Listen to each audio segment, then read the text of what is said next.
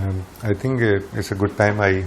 For some time I was thinking to cover this particular topic, that what are the common mistakes a seeker makes or may make.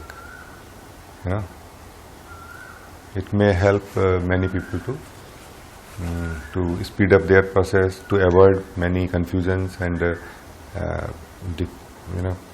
uncomfortable feelings and things like this. A very small thing I will start with, that what seeker is, the way of life, the way of thinking, way of looking at things, and what he is approaching, they are totally different. They are so radically different. They are totally different. And so your standard old way of thinking and looking at things will not help here. It will disturb. It is going to create a disturbance. So in the beginning, the first thing is stay open. Don't be too obsessed with the way you look at things. So it's not that you already have a way of thinking. You already have a capacity to know in the mind and otherwise. Now it is a new knowledge that you are adding to your knowledge base, knowledge bank. No. It is actually, it has nothing to do with knowledge. Rather we are checking, in fact we are saying that there need to be something wrong in your tools which are responsible for knowing, experiencing, seeing life. We are observing, we are looking at them, and whatever mistake will be found will be rectified in this seeing, in this diagnosis. So we are not saying that you will get new knowledge, more knowledge. It's a very radical knowledge. No, it is not a radical knowledge.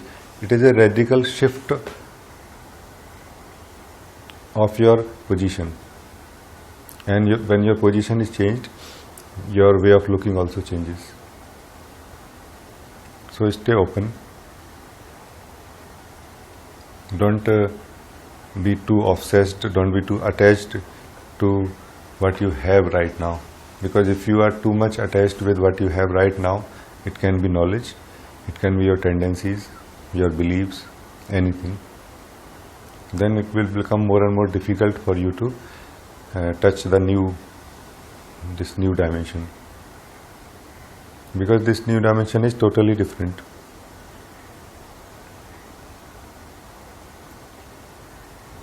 When a seeker starts like this, then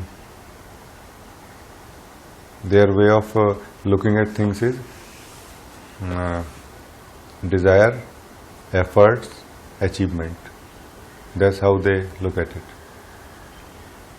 So anything that they want to do, they need to have desire, which is okay. In this case of self-knowledge, is also okay. You need to have a desire.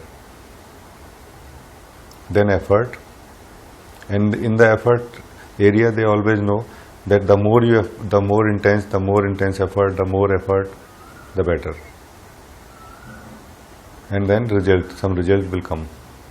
But in this whole thing, one point is totally different in the area, you can say, of self-knowledge, that they remain same.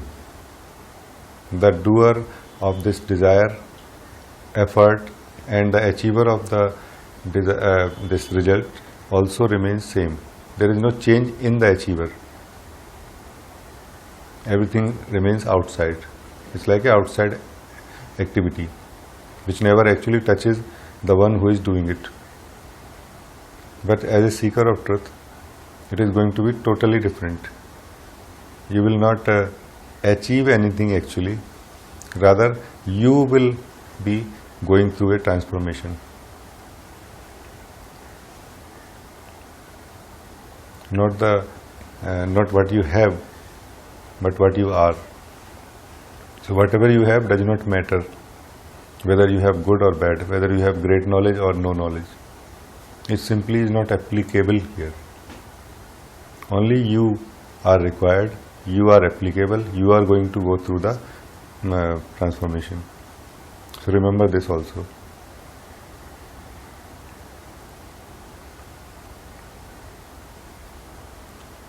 Also, one natural habit of holding is found in all of us naturally, because the more you hold, the more you have sense of security, because the more you hold, the more you feel, the more you have.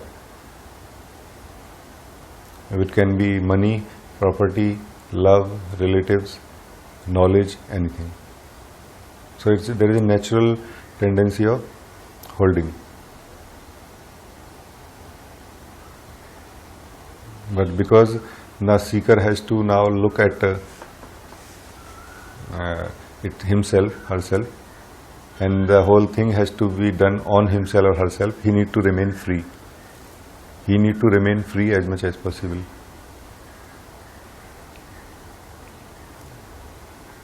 Meaning he need to remain available. He need to be available.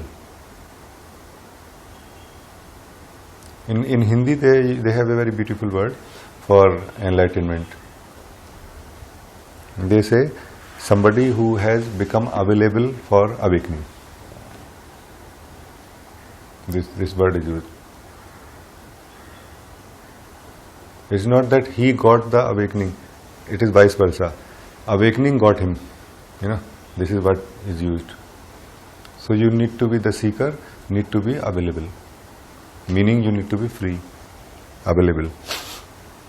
And if you keep holding your old knowledge or your old possessions, or you continue this tendency, then you will start holding the other things. You will let go of the old, now you will hold the new. Meaning you will let go of your old normal knowledge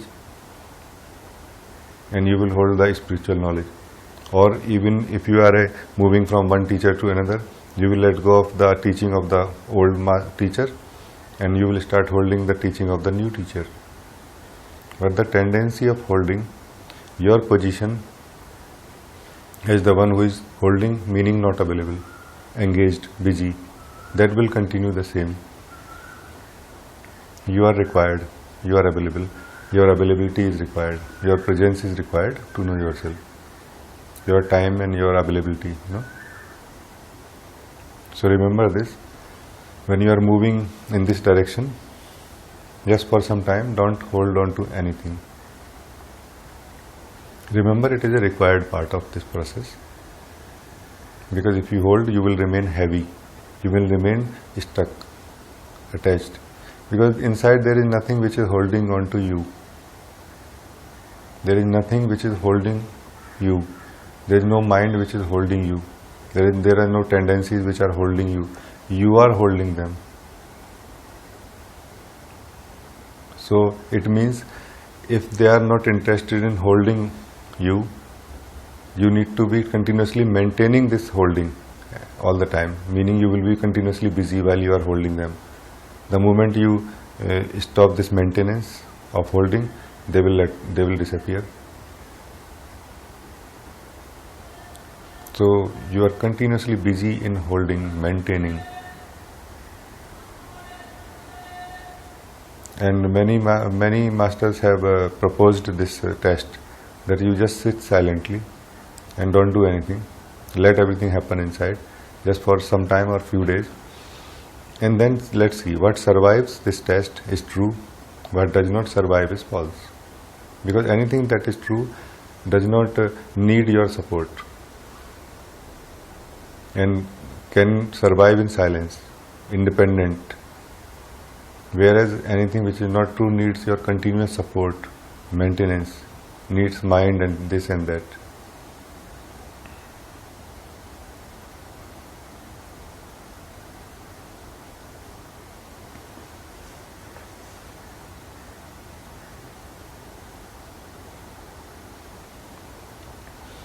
So while coming from the normal mind, and doesn't matter how much knowledge the seeker has, how much knowledge doesn't matter. More knowledge does not make you more intelligent, more mature. Less knowledge does not make you less also. because you are required, not what you have. So not only let go of what you are holding on to for some time only, but also let go of the habit of holding, just for some time. And I am sure after that you will never need to hold on to anything, once you know yourself. The reason is the layer which we are trying to touch, the self, or the truth that we are trying to see or touch, there is no format of holding in that dimension, you can say, not dimension, but in that plane. There is no format of holding on to anything, not holding on to anything. Everything is as it is.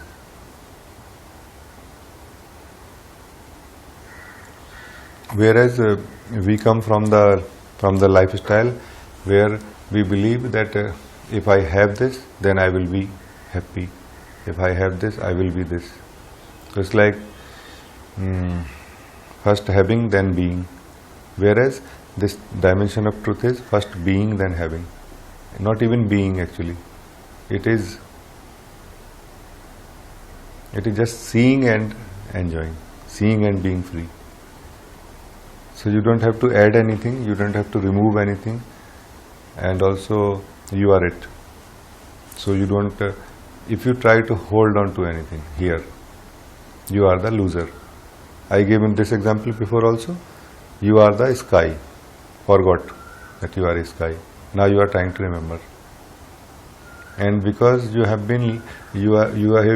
got identified with a cloud.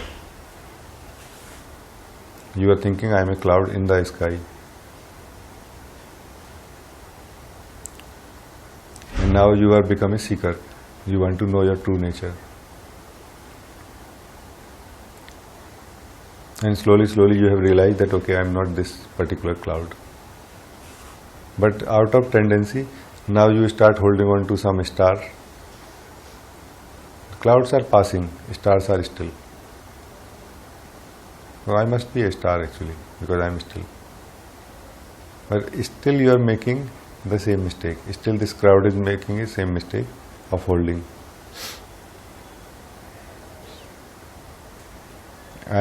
We can say this still experience or anything is like state, spiritual states that we have, many of us. But they also change. Our experiences, spiritual, very deep spiritual experiences maybe, glimpses. So if this cloud now continue holding, it will end up being something much bigger than it is, much permanent than it is, but still it will not know who it is.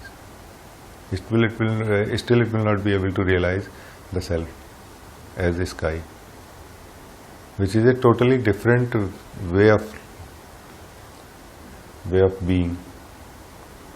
So it's not an incremental way, like right now you are X, your size is X and you will be X into 100 or something, or 1000 times bigger than what you are right now. No, it's a totally different way of being, which needs your openness when you approach.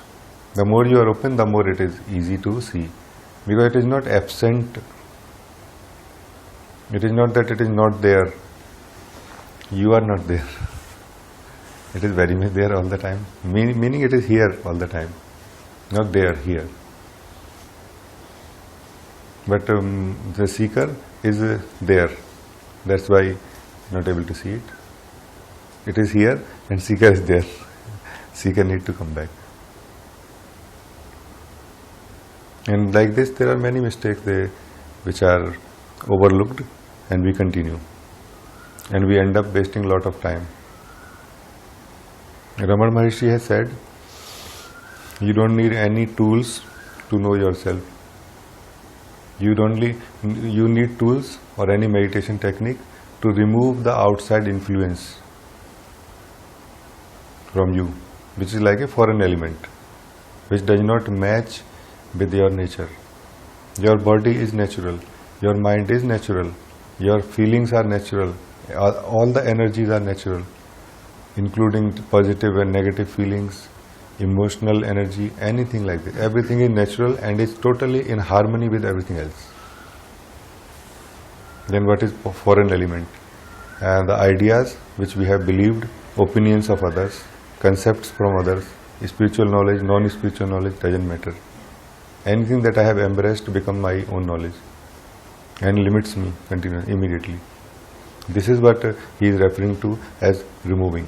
Removing means you don't have to chemically or physically remove it, just mark it as not true and you are done. See it as not true and done. And once you are free from the outside influence, then you don't need any tools. You sit, and sitting is enough. Sitting is knowing. Where is the difference? Where is the problem? We sit and something starts happening. You start feeling joyful, relaxed. You actually start feeling very happy, healthy, and you start feeling the way you wanted to feel, but then a thought comes. But there is no witness, there is no consciousness here. So it cannot be that. But consciousness is just a word. Anybody who has first time said this word, it must be like this. He had felt something inside. It's a something, not a consciousness. Consciousness has been just replacing this something, so that we don't call everything something, Okay, I was coming from somewhere and then I reached to somewhere, or I got something, then I gave it to somebody, then our language will be like this. That's why it replaced this word consciousness, and many people found it that it is appropriate to call it consciousness. Those who knew, those who have seen it or experienced it themselves. But it doesn't mean that you know it yet. When you are going in deep in yourself, you don't know really what is consciousness. Any meaning of any master, teacher will not really make any sense to you if you don't know them yourself. They can be used only as pointers, not more than that. They are pointing, they are a finger pointing to the moon. So when we are sitting silently, everything is perfect in this moment, everything. There is nothing which is missing. But then a thought comes, meaning a thought that you believe. But I am not feeling any consciousness, or Rajee said that it feels like this, Muji said that it feels like this. I am not feeling that. But remember, everybody is unique first of all. Nobody else experiences will match some other person. And also remember that language is very limited. All kind of expressions are very limited. You had a very exceptionally delicious, tasty mango, and if you have to express that, do you think you will be able to do that? You cannot make a single person feel the same thing that which you felt inside. It will still be far away from this reality of what you had actually. And if you cannot express a taste of mango, how you are supposed to express such anything like your own deeper layers? So remember, whatever you have heard from others, they are just a reference point to start with, but not to end, not to live there. It is like a small like a stone. You have to climb on it and go ahead, move on. But this kind of problem comes when we are sitting. All these things, all the seekers in the beginning, when they really start, they are very innocent because they don't have any background. As the seeker progresses, his mind becomes more and more mature and cunning, And more techniques, more and more teachers and teachings start failing because of this. But still they don't realize the fundamental mistake. The fundamental mistake is you are carrying outside influence, opinions of others while you are approaching yourself. They are simply invalid. They are valid for somebody else and in a very different way, which cannot be expressed in words.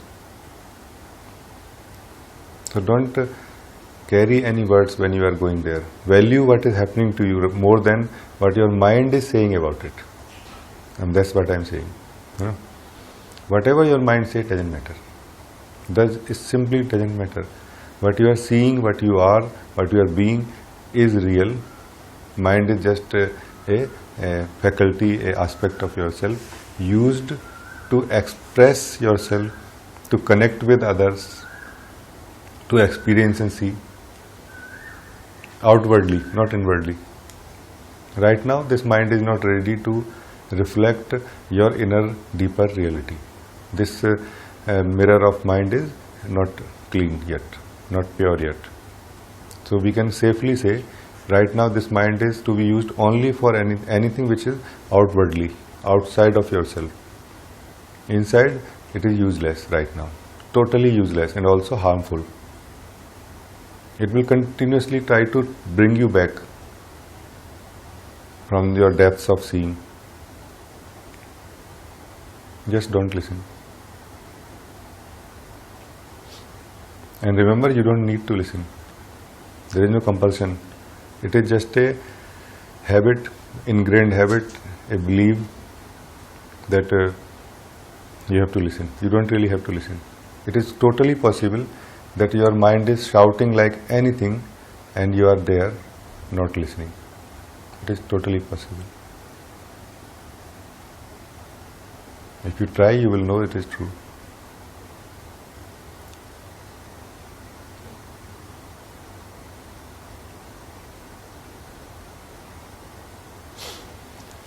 Another very fundamental mistake all the seekers make is they come from the point, I know something. But this something that I know, my knowledge is not enough to make me happy, make my life happy. And now I want to know, I want to be happy, so I need to know more. Which is totally valid. It's the right attitude, I would say. But I want to share a small story. In India, there is a flute player called Pandit Hari Prasad Chaurasia. He is a world famous player, flute player. And I attended some programs. And one of them we were having interaction like one-to-one with audience. And there he said, I think, that he learnt flute, and while on the right side from right side like this, and then his guru said that I can teach you this much only, I cannot teach you more than this, and now you have to go to this lady who is a greater master than me. He said okay. He went to that lady that I want to learn flute from you. She said okay, we can start from today, and you have to play like this. He said, but I am already expert in playing on the right side. He said, exactly, that's why I want you to play on left side now, so that you can forget what you have learned so far. It's a must, because if you cannot forget what you have learned so far, you cannot learn anything new. Everything that you will learn will be polluted by what you already know. So you will never be able to get something radical. You will always be confined with your box of your knowledge, limit frame of your knowledge. You will have a bigger frame at the max. That's all. You can not have a radical, there cannot be a possibility of radical shift of your position, of your seeing or anything. Then he said it took me 2 to 3 years again to become comfortable on this side now. And then after that I started learning. But it was worth, he said. It was worth. Because he was a wonderful, wonderful master. He taught me so subtle things which were not possible if I had this feeling that I know. So every seeker has to remember this. When you are coming to this place, if you have come to collect knowledge, you will collect knowledge, which is, there is nothing wrong in that. I am not against it. But it is not going to help. It is not going to do anything in your life. No transformation will happen. It will not remove the problem, fundamental problem of your suffering. But if you have come here to know yourself, to end your suffering, then remember, it's a radical shift of the way you look at things, your standpoint, your perspective. And for that, it is a must that for the time being, you don't forget what you have learned, but you check and see, do you really know it? Because here we are encountering truth. Here we are touching truth. This is a dimension of truth. Here anything which you know really will help, and anything which you think you know but you don't will not help, will disturb. So check everything, every fundamental concept, anything which is influencing your way of looking, anything which is influencing your way of life or anything like this, you just check. Is it real? Do I really know it? And if you don't, just mark it, I don't know. It is enough to be free from it. Then you are free to see new things. You are open now. Because if you could keep holding on to something which is not true knowledge, you will never be able to get true knowledge. Because your attention is limited. It's not unlimited, which can accommodate anything and everything. Your mind, conscious mind, everything is limited right now. And if your attention is continuously caught up in something which is not true, you will never be able to get time or chance or energy to see something which is true. So it is also a requirement that you check what you know and what you don't.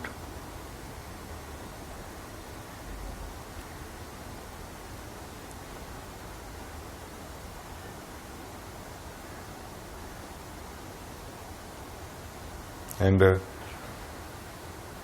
anybody who is a seeker, meaning who is not okay the way he is, who is suffering and need to be free from suffering, or who want to know themselves, it is clear that they don't know anything. It is very clear that as a seeker you don't really know anything. You just check what is that you really know. I mean, you can do the opposite. You don't try to check everything, rather you find what you really know. Because as far as I see, whatever a seeker knows is all mental knowledge, experiential knowledge, or things like that. It's not real end-to-end knowledge. Because true knowledge is something which does not come and go, which does not change. But all of your knowledge is subject to change. It will change. It did not change for 10 years. It may change one day because of some addition, some changes, something you have seen.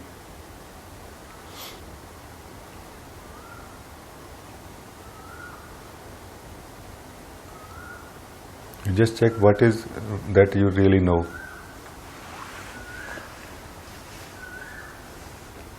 And if you can identify what you really know, very quickly you will be able to see the difference between what you really know and what you don't.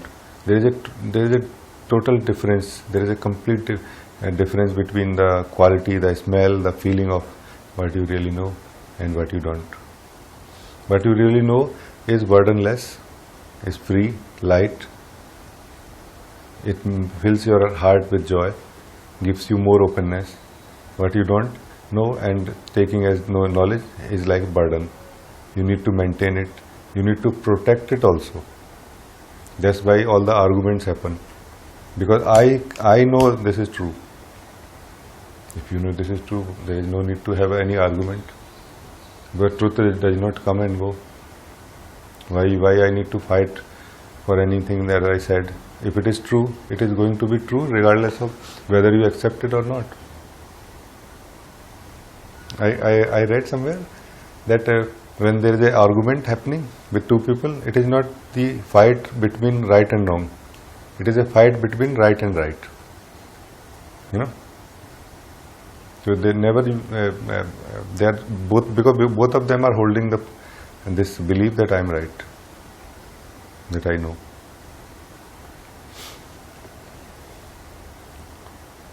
So any true knowledge you don't have to protect. That's what I mean, don't hold on to. Because the habit of holding is nothing but trying to protect yourself. Trying to protect yourself, trying to protect what you have. What you are and then what you have. This knowledge you don't need to protect. This will protect you actually. This will protect you from death, from darkness, from suffering, from everything else, which is against your true nature.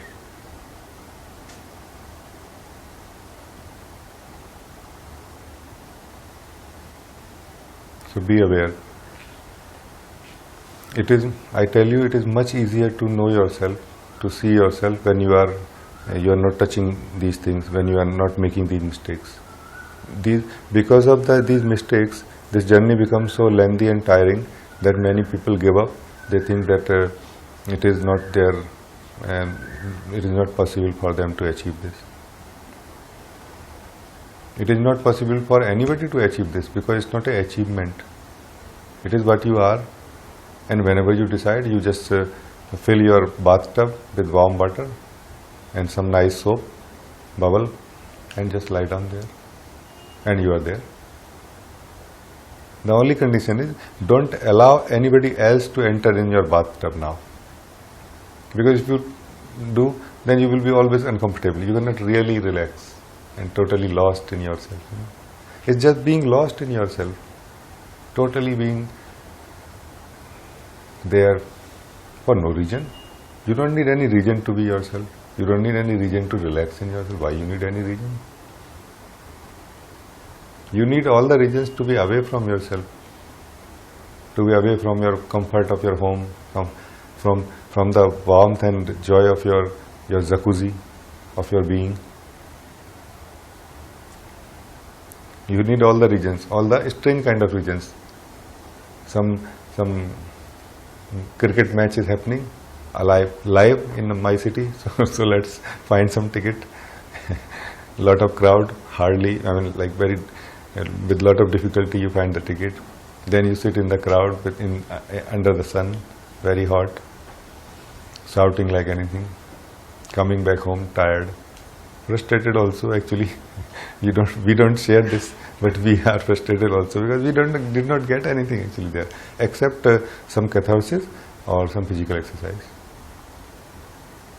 And I think it must be experience of most of the people that whatever journey you were on, you came back after 1 day or 1 month. The moment you enter your home, it feels so nice. You feel like, wow, there is nothing more beautiful than home, isn't it? Because here you don't need to show off. You can be physically naked, you can be psychologically naked.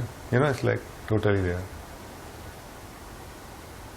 All this pretension, all this showing off, continuously giving you so much tiredness. But it becomes like a vicious circle, where to clear the hangover of last night's drunkenness, you take more alcohol in the morning, maybe light beer in the morning, but then you get into the same ride. You enter into the same circle, vicious circle.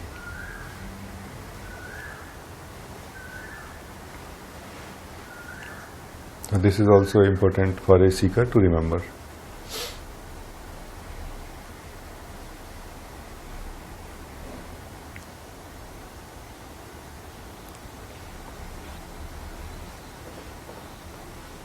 And every seeker, I would say, request every seeker spend some time with you. as much as you can, like one minute or 5 minute or 10 minute or 1 hour, doesn't matter, but spend some time with you. The more time you spend with yourself, the more comfortable you will become, and the easier it will be for you to see which is already there.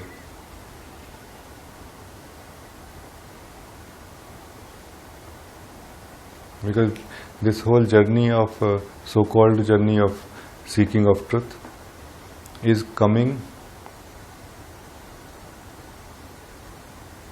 to where you already are, reaching to where you already are.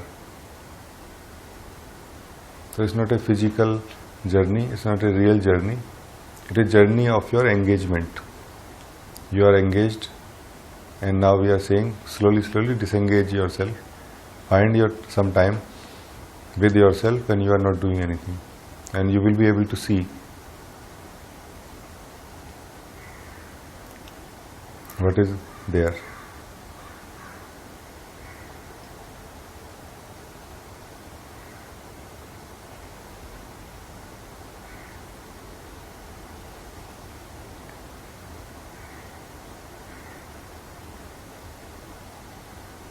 Sorry, I did not take a break for this. Any question about this?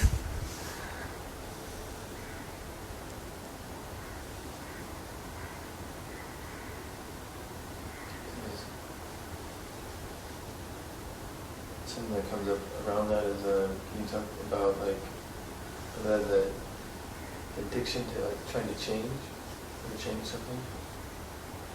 I think the habit of trying to change.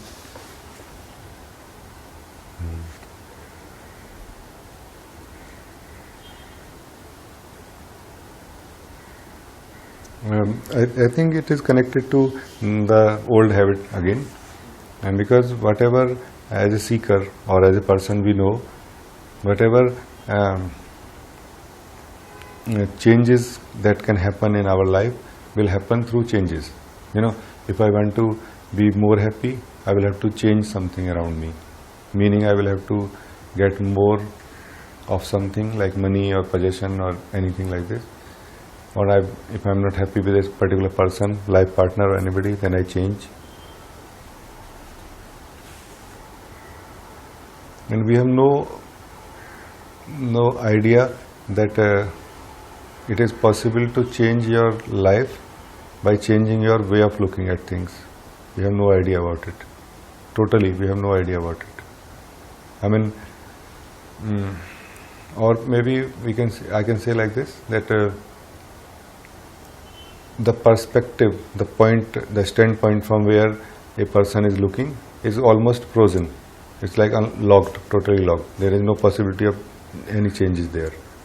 So every possibility of any change is outside of that.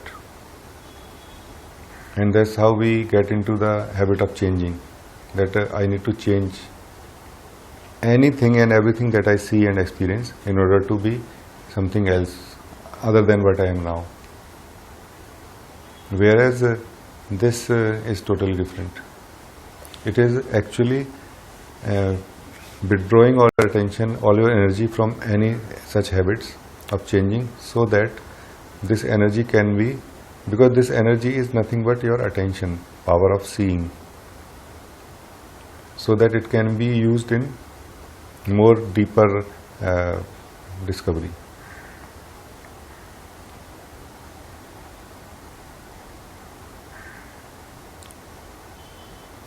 It makes sense?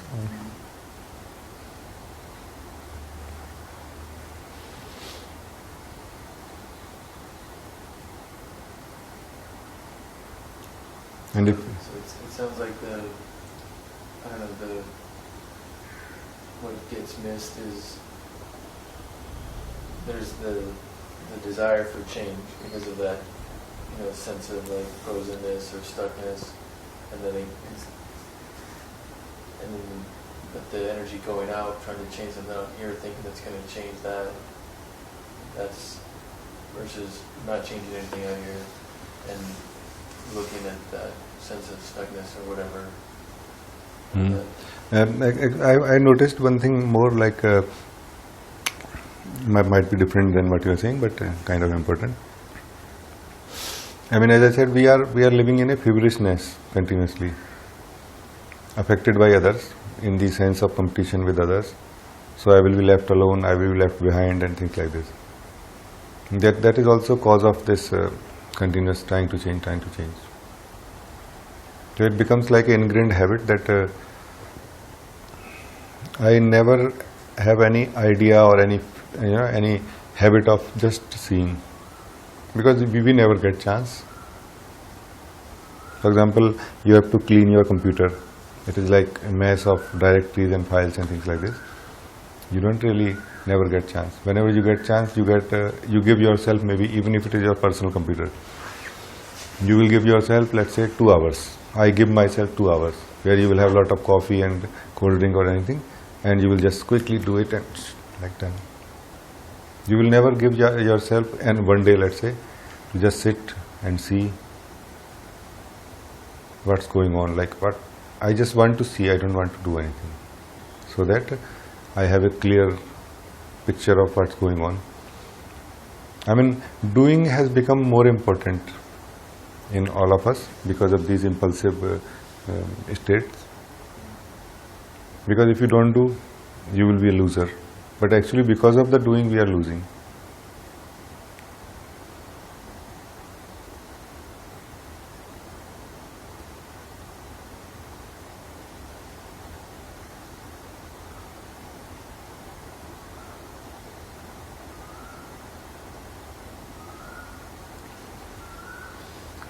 For example, if you are approaching, let's say, a totally new, you are a trekker and you do trekking every day or every week.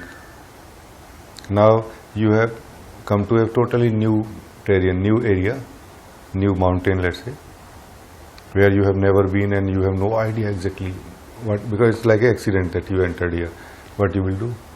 First of all, you will have an overview. Okay, what's going on? You will have an overview. What you are facing right now. Let's see what is this. Then you will check your tools, your ration, your food and everything, like, or your rope and other tools that are needed for this. It makes sense, no? It's a common sense that first you will have an overview. Okay, what's going on? Let's see. Why you would like to already start moving without checking what is the best route to take, or is there any shortcut, or is there any danger or anything like this? I mean, I'm not still satisfied with what I'm saying. I can try more. We can see.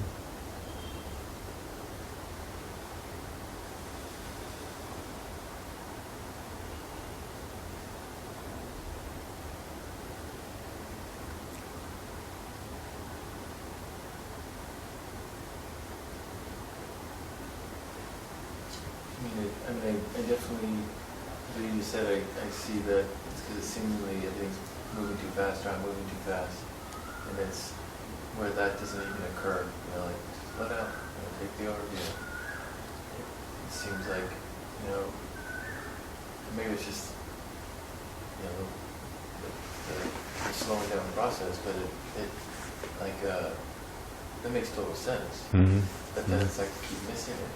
Like where's, like, and I don't know if it's just that, coming from that seeker, don't want to get left behind, like moving too fast, versus saying, you know what, I'm going to go really slow.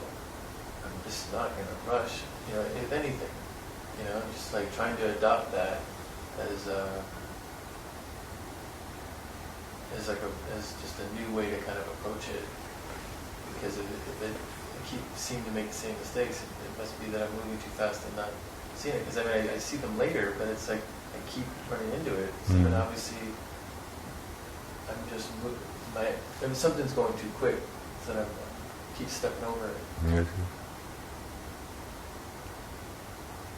And I think we all are aware that anybody who is whoever done some achieved something, some position in science or any area actually, like poetry or painting or anything. They were mostly like people of like dropout types,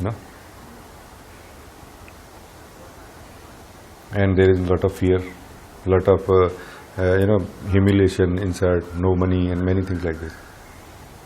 But why they could still live that way of life? Because somehow they had clear sense that where everybody is moving is to nowhere, to suffering. Nobody is reaching anywhere, It's like before deciding whether you should marry or not, you are checking. And like an exception, one in a million, one couple in a million you find happy. You look like, it doesn't make sense, It doesn't make sense to marry one in a million. And the others are not unhappy. They are miserably unhappy, They are so unhappy, most of them. Like fighting. And there is a small joke, just to make this little light. On the 25th anniversary of this person, they gave a big party and in his bungalow, and his friend who is a lawyer, and he comes and with bouquet and everything, and he's searching my friend, and he don't see where is my friend, and he searches, and then in the ground, on this garden, under a tree, he's sitting and crying like. He said, "Why you are crying?" I mean, I can understand why you are crying. It's okay, because it is enough to be married to cry. He said like this. But why you are crying? He said, "I am crying because I'm suffering. I'm unhappy, and it is all because of you. It is all because of you." I said, "But why?" I said. He said, "The very next week after marriage, I came and I asked you how much period of jail I will get if I shoot my wife, and you said 20 years, and this time I would have been a free man." And you said, "No, don't do this. And you see, now I'm celebrating my 25th anniversary. Today I would have been a free man, because of you." It's funny, huh?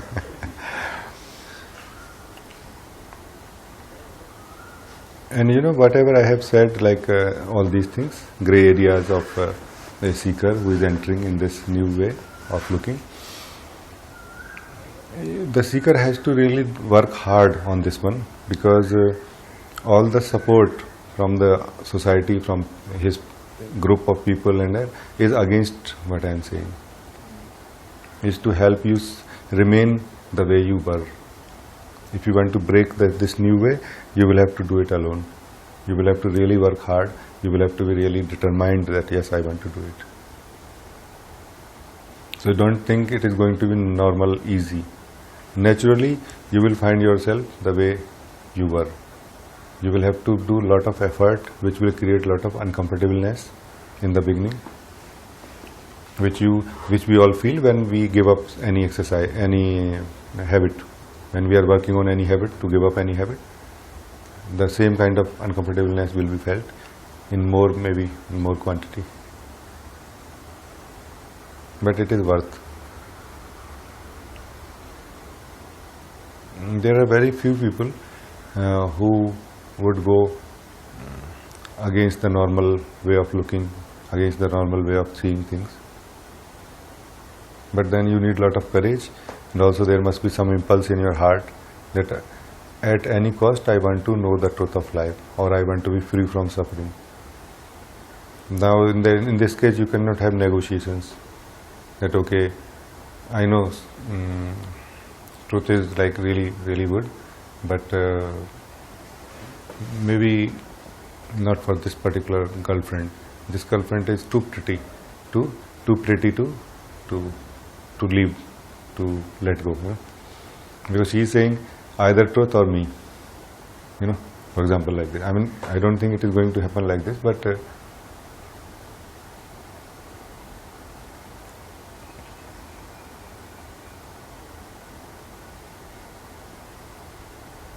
You really need to be clear. And if you are not clear, if you find yourself uncomfortable, too uncomfortable, and you feel like I cannot really continue like this, very simple thinking, just check, do you have a better option? Do you have a better option than finding yourself, than knowing the truth of life or anything like this? If you have a better option, go for it. Then you don't need to come here. You don't need to search for truth or anything. So it is better you finish all your better options and then come back. Because they are like continuously pulling you. That I know it's okay, but not like. And all these tendencies, desires are there inside us. And they need to be somehow encountered. We need to confront them in some way, either through experiences or through understanding. In some point of time, all these will come up and you will have to face them. Like when you are going really deep, a very, very attractive offer comes, financial offer. Very, very attractive, like beyond the imagination. Now you decide. And then at this point of time, this desire to be very financially secure and settled will come up. Now it's like either this desire or your truth. And like this, continuously there would be two choices. And many times your desire for truth will be defeated. But then because it is a true desire, and this is the only way to be free from suffering, it will survive, it will not die. And then again it will meet some other desires. And then slowly, slowly it will start defeating other desires. And it will start coming up in the priority lists. It's almost like a video game you are playing, like you are eating, like this. So this desire eats all the desires. But sometimes your other desire may take over a little bit for the time being. But because it cannot promise but it cannot give you what it promises, you very quickly understand that no, this was a wrong decision. Because how you will know what is the right way or what is the wrong way? Anything which gives you something that you want and it promises, then it is perfect. Then why you need to think that whether it is a right desire or wrong desire, And that's how everybody is living unconsciously actually. Anybody who is until you are extremely suffering, nobody searches for truth. Everybody is happy, like why you need to think about these things? Life is happening. And I don't want to miss this life. But then for those for whom life has become not a happening, more like a suffering, like a dragging, they search. So they have kind of finished their options already. And others are yet to finish. They have to yet finish their options. But this all will happen.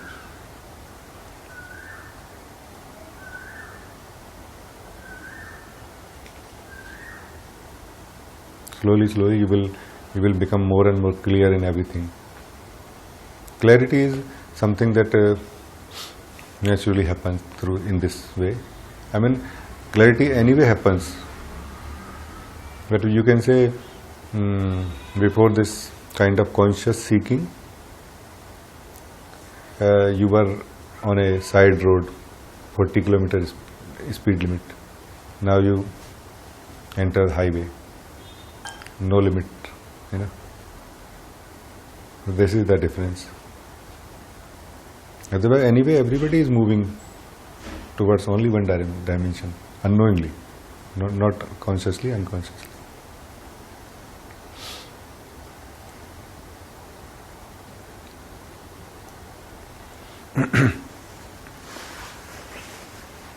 So ultimately, I can say, I want to say that ultimately we are not really fighting with truth. We are not working on truth. When you are sitting, truth is totally here. You are only working on your tools. You are working on your tools. Your tool is attention. And even when you feel like I really know, I need my total attention so that I can see this. Still your attention is not available. Why not? Because of your unconscious desires, which are like underground wires using your attention in something else. So even if you want them, they don't. This energy doesn't come back to you. And how you can overcome this? By being aware of it. Be aware where your energy, where your attention is leaking. Just be aware, meaning don't do anything else. If you have to train a dog, let's say, how you will train it? First thing, you will feed him. First of all, you have to be spending time with him. Then you feed him lovingly. You love him little bit, care little bit. Then the first thing you will do, observe. You will observe. Like what are the tendencies of this dog, how it moves, and because might be a big dog and aggressive and violent also maybe sometimes. So you have to watch what's going on, like how it moves, and you will train him. You can train him within the limitations of his own tendencies and habits. You cannot force your own training. He will not get it. Or he may break it, like he may die or something, or he may go crazy if you force him too much. So you will have to allow, first of all, him, whatever it is, whatever the way it is, you will just observe. What are its tendencies, how it moves and how it does. And then you will keep inserting your training between that nature, natural flow of that dog. Like every morning he rushes out. For like few days, I don't know where he disappears and then comes back. And then this time he's very hungry. So when he's coming back, this time if you put this, the whole like food, he will eat and will never learn anything. This time you hold back. You give him little food and then sit down. Then I will give you more food. He will immediately sit down. So I'm not saying exactly this how it will happen, but this is called observation. When you observe your mind, you come to know how it moves. We are all victims of our own ignorance. There is no enemy inside. It is you only divided because of ignorance. And what is the opposite of ignorance? Observation, seeing. See, and your ignorance will be removed. Then you will see it's all one. It's just lack of training how to move your life or something.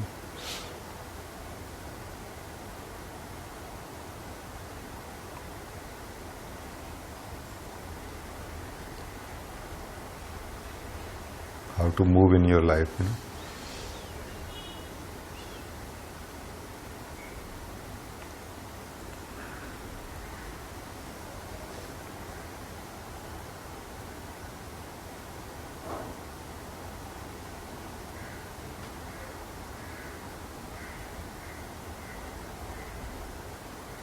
Also one more point that for the seeker, that most of the seekers in the beginning, they are more interested in big concepts, big philosophies, big explanations of what it is, than in the tools, in the processes, in the methods.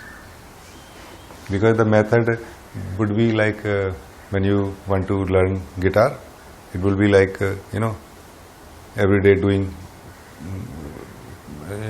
the same thing, like same rhythm or something for 1 month, 2 months. In fact, if you are serious about guitar, then maybe years in your own dark room where nobody is there to appreciate and applaud, and this hard work you will have to do. All the techniques, all these things are like this, hard work. Whereas the seeker who has just come in, he feels more attracted towards the big philosophies, like, okay, you are awareness, great, I am awareness. He would like to embrace this thought more than embracing the technique through which he can know this.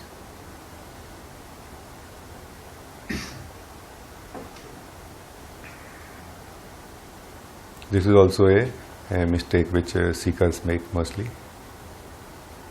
Whereas technique in itself is very simple. But what happens is, when you enter in any teaching, you embrace the teaching, the words, the thoughts and concepts more than anything else.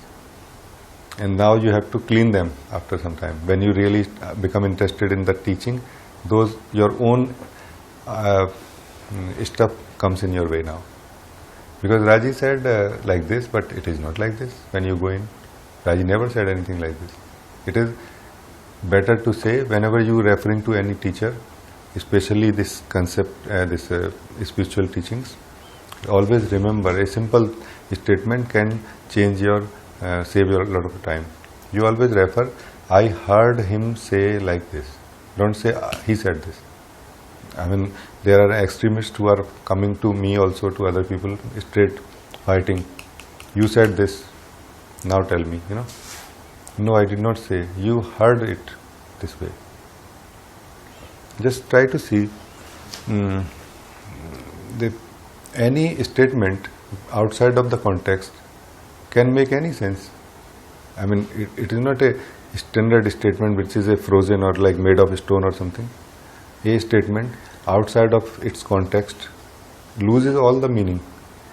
So now you are putting this statement or these words or a particular word in your context, trying to fit. And now you want me to explain what is the meaning of it. I never said that thing. Take the whole context if you want to really take it, but not only those things which you are missing. Like some bricks are missing in your house, and you take those bricks.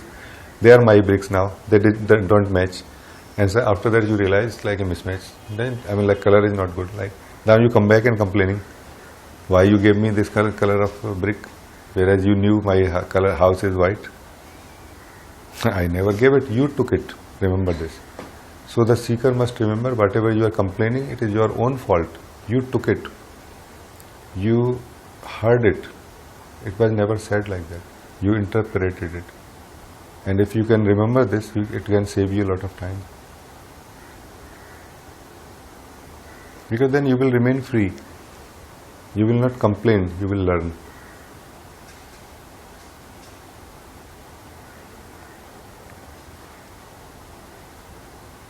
Because fighting with your teacher is like fighting with a river.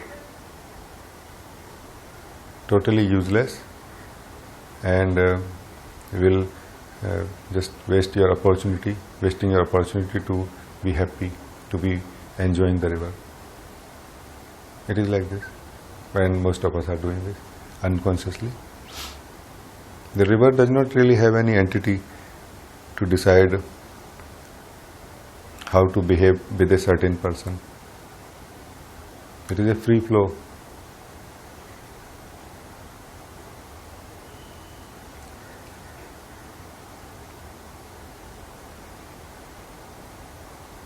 This is also one of the things to be remembered. Don't say that my teacher said this or this teacher said that. No, they did not say anything. Any teacher who knows the truth, or at some point of time, will mostly say that I have not said a single word so far. I am continuously silent all the time. Like the closest, immediately what master comes in my mind is Osho. He says that I have never said a single word in my life. However, he is the one who has spoken most actually. Like he will outrun any of the other masters. Why? Because he is saying in the base there is continuously silence. All these words are just a tool to provoke something, to remove something. They are not really something which are given to you. It is something utilitarian. Like we shake hands.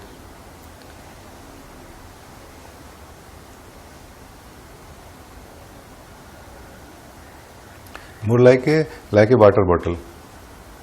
Not water, bottle. Words are bottle, not water. Remember this. We take them as water and then we suffer because they don't give us any juice which we need. And then we complain that these words were promising, they will end my suffering. They are not ending. They are bottles, not the juice. You missed the juice and you collected the bottle, and now you are complaining. It is perfectly okay to miss the bottle, and even if you have to drink the juice with hands, it's okay. It will fill your heart with joy. Concepts are not really, words are not really important. From where the words are coming and where the words are hitting is important. We are always having a one-to-one communication beyond words, always. It is the exchange of meanings, not exchange of words. Sometimes it succeeds, most of the time it fails. This is also important for the seeker to remember.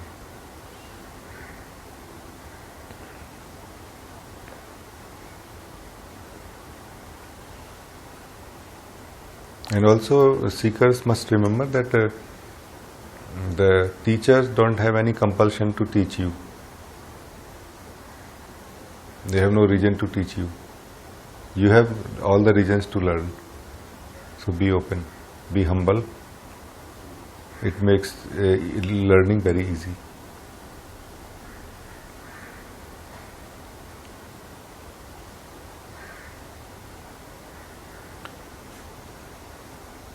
Because if you accept that teacher knows something which you don't, then you will learn what teacher is teaching you. If you don't accept this, then you will learn what you have come to learn, which cannot take you beyond yourself, which will not take you beyond your own mind, beyond your own ego. You will remain confined to your own self, what you are as a seeker. You may have more knowledge, more everything more, but you will not be free from suffering.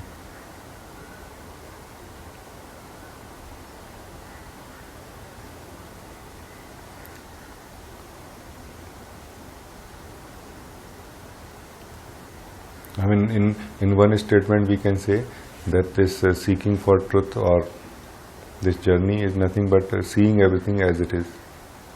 Seeing everything as it is. First of all, seeing inside everything as it is. Then how it can involve any process, any methods, anybody else's opinions, concepts, philosophies, how it can involve anything from outside of yourself. Because you are there, your dimensions and depths are there, aspects of yourself. Capacity of seeing is there. Then what more is required? Anything more than this will be a disturbance. You just sit and see. Because you have to see everything as it already is. Not you have to improve. If you have to improve, then you need a lot of knowledge, all the knowledge of how it functions, and then you need some technique, some tools also so that you can improve, you can change it. But there is no interest in this kind of seeking, of changing anything or like this. Just have to see everything as it is. First of all, this is the starting point. See everything as it is. And after that, if at all required, then you can find your teaching, find your technique or anything. So there is no place really for anything other than yourself, what you are already, and the power of seeing. Everything else is required to remove the idea that you need anything more than this. Any technique, any teaching is required just to remove the idea that you need anything more than this.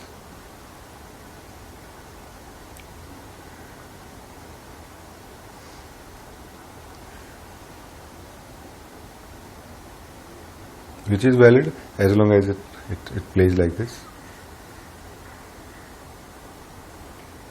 But I just wanted to say a little bit about this also.